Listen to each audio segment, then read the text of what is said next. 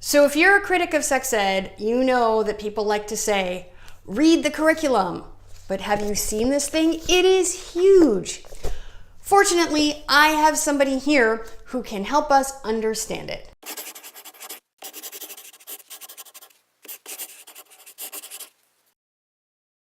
Hi, I'm Nadine Thornhill, sexuality educator. Next week, I'm going to be launching my series, Save Sex Ed, where I'm going to be teaching every sexual development module from Ontario's Health and Phys Ed curriculum.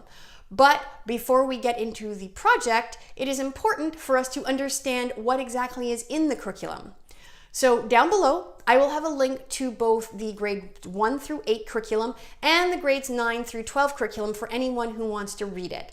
And if you need some help understanding it, we have someone here who can help us do that. This is Carly. She is awesome. Thank you. All right, you are a legit expert on this whole thing. Can you tell us, how do you know so much about it? Definitely. So when I was studying at the University of Toronto, I was really interested in learning best practices teaching sexual health education, which turned into my thesis project. And ever since then, which was back in 2015, I have since been doing workshops all across Ontario, working with teachers to help them better understand the curriculum and how to teach it. So Carly knows more about this than pretty much anyone, and she is here to walk us through the curriculum. A lot of people think that this whole thing is a sex ed curriculum, but it's not.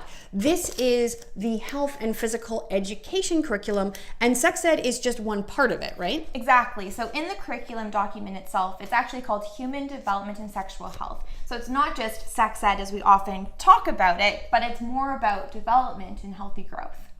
So that is why when someone like me tells someone like you, just read the curriculum and then you pick it up, you're like, wow, that is a lot, because it's a lot. It's a lot, and actually the sex ed parts are kind of buried in here. So Carly is going to help us figure out how we actually find that information so that you know exactly what your child will be learning in sex ed. So my son is going into grade 6. So if I wanted to know what he's going to be learning in sex ed this year, what do I do? How do I find it? For sure. Now that you have the curriculum document, your first step is to find the grade that you want to learn about. You're going to look for the Human Development and Sexual Health subsection. While most of the sex ed content will be embedded under the Human Development and Sexual Health subsection, you may find content related to sexual health in other areas, for example, such as in personal safety and injury prevention. So I found the information. What does it mean? Definitely. Now that you're looking at a specific grade under the Human Development and Sexual Health subsection, you're going to see the learning objective for that grade at the very top. Beneath the learning objective, you'll see teacher prompts and student responses. These are just suggestions and helps teachers anticipate the kind of conversations that will happen in their classroom. This is not a mandated part of the curriculum, they're just suggestions. So there are some common misconceptions about what sex ed in Ontario looks like. Definitely. Right. One of the big misconceptions is that because there is a sexual development component in grade 1, that the first graders are going to be learning, all about having sex and, all the body parts and all of the sexual activity. Definitely not the case. So in grade 1, what students actually learn is how to identify their genitalia.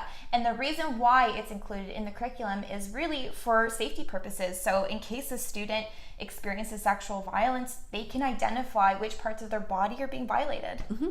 It's also important for health because if children are having, any kind of pain or discomfort in their genitals, it's important that they be able to tell us as adults what's wrong. Another common misconception is that in grade 3, we are going to be talking all about gender identity theory and confusing our 8-year-olds because, we're going to be talking about these very abstract, high-level concepts when it comes to gender. So in grade 3, that's also not the case. Grade 3 students learn the differences between visible and invisible differences. So an example of a visible difference may be skin color or body type, and an example of an invisible difference is gender identity or sexual orientation, amongst other things such as religion and family values. And why is that important? Well, sexual orientation and gender identity is such an important part of who we are as individuals, and we see the diversity amongst our families. Some children in your grade 3 classroom may have 2 mummies or 2 daddies, and to be able to talk about that in a way that a student can identify with is really important for inclusion and diversity. Basically, gender and sexually diverse people exist. Some people think that students are going to learn how to masturbate in sex ed.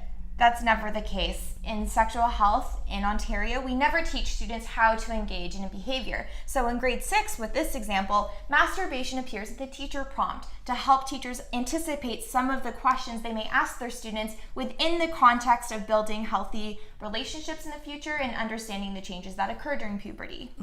And a big misconception is that students are going to be taught how to have anal sex. Also definitely not the case. Students are taught how to engage in safer sex practices, including if they decide to engage in anal intercourse. Okay, so there we were talking about the fact that if you are going to engage in anal sex, that safer sex is really something that we need to take into consideration. Absolutely. And finally, some people think, if they object to the curriculum or if they want to take their child out of class, that this is illegal or that they are somehow prohibited from doing so. That's not the case. So a parent can actually pull their child out of any class, whether that's human development, sexual health, science, you name it. You have the right to take your child out of any class you don't feel comfortable with. Absolutely. The cops are not coming after you. You'll be okay. Thank you so much for walking us through the curriculum and clearing up any misconceptions we may have had. In the comments below, let me know what misconceptions you've heard about this curriculum, or maybe what misconceptions you yourself have had. Safe Sex Ed, the series, starts next week. If you have not subscribed to the channel, subscribe. You can just click the button below.